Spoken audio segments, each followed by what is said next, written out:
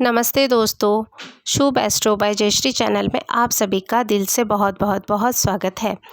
आज मैं आपको दत्त भक्त का अनुभव बताने जा रही हूँ।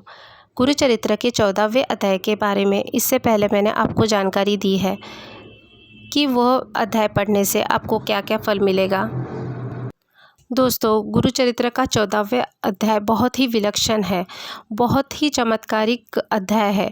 वैसे तो गुरुचरित्र ये संपूर्ण ग्रंथ ही बहुत चमत्कारिक है। उसके जो भी पारायण करता है वह बहुत भाग्यवान होता है।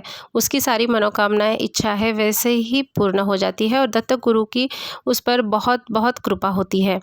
तो गुरुचरित्र का जो पारायण नहीं कर सकता, जो स्त्रियां भी पढ़ना चाहती है और उन्हें ऐसा लगता है कि हम नहीं पढ़ सकते, वैसे तो ये विषय अलग है, लेकिन चलिए हम नित्य पठन में जो भी इसके अध्याय पढ़ सकते हैं वह उसकी भी जानकारी के लिए मैंने एक वीडियो अपलोड किया है, वह भी आप मेरे चैनल पर जाकर के देख सकते हैं।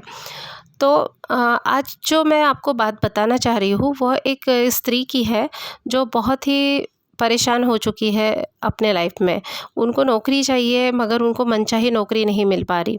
तो वो चाह तो रहे हैं इंटरव्यू के लिए, पास भी हो जा रहे हैं, लेकिन उनको बहुत कम पेमेंट पर जॉब मिल रही है। तो आखिर को वो क्या कर रहे हैं, तो उन्होंने मुझसे सलाह मांगी कि मैं क्या करूं कि मुझे अच्छी नौकरी मिल जाए।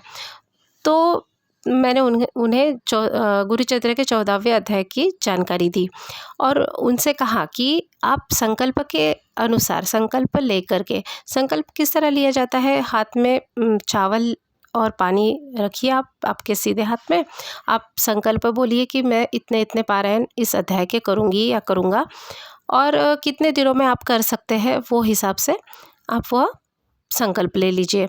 इस तरह से मैंने उन्हें 108 बार पारायण करने के लिए कहा, लेकिन उन्होंने कहा कि मैं 108 बार नहीं कर पाऊँगी क्योंकि उन्हें और भी कुछ काम होते हैं, तो उस हिसाब से वो नहीं कर पाएंगे, और भी उनकी पूजा पाठ भी बहुत सारी उन्होंने बताई कि जो वो करते हैं। तो मैंने कहा ठीक है, आप 51 बार यह अध्याय का पारायण कर लीजिए, 14वें अध्याय का। तो उन्होंने मान लिया और वो रोज़ उन्होंने कहा कि मैं रोज़ 5 बार इसका पारायण कर लूँगी, क्योंकि अध्याय बहुत छोटा है, लेकिन वो जितना छोटा है उससे कहीं गुना ज़्यादा वो चमत्कारिक अध्याय है। उससे हमें बहुत सारी हमारी डेली में हमारी जो मनोकामनाएं होती है, हमारी जो इच्छा होती है, हम उससे बहुत जल्द पूर्ण कर सकते हैं। लेकिन सिर्फ हमारा भाव समर्पित होना चाहिए, हम पूर्ण समर्पण के साथ में वो करना चाहिए, पूर्ण श्रद्धा और भक्ति हमें चाहिए। जिनकी भक्ति दत्तात्रेय भगवान पर है उन्हें तो बस एक स्मरण मात्र से ही प्राप्त किया जाता है, लेकिन हमें कितनी श्रद्धा है यह प्रभु देखते हैं।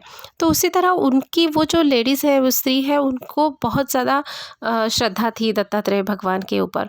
तो उन्होंने झट से वो तैयार हो गए और उन्होंने पढ़ना शुरू कर दिया।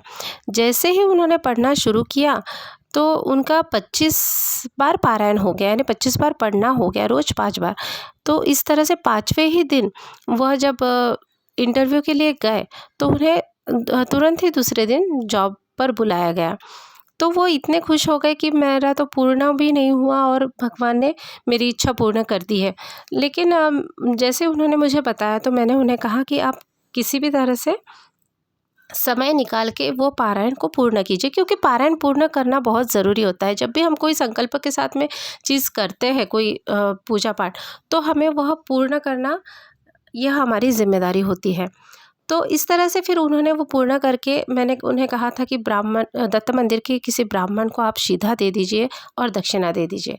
तो उसी तरह से उन्होंने सीधा और दक्षिणा दान में दे दी, और उन्होंने कहा है कि अब जो पहली पेमेंट आएगी तो मैं मिठाई भी वहाँ पर ले जा कर के दान करूँगी। मैं बोली बहुत अच्छी बात है। तो इसी तरह से हम भी हमारे जीवन में अगर खुशियाँ पाना चाहते हैं, हमारी इच्छाएं पूर्ण करना चाहते हैं, तो हमें 14वें अध्याय का पठन पारायण करना संकल्प के अनुसार बहुत ज़रूरी है।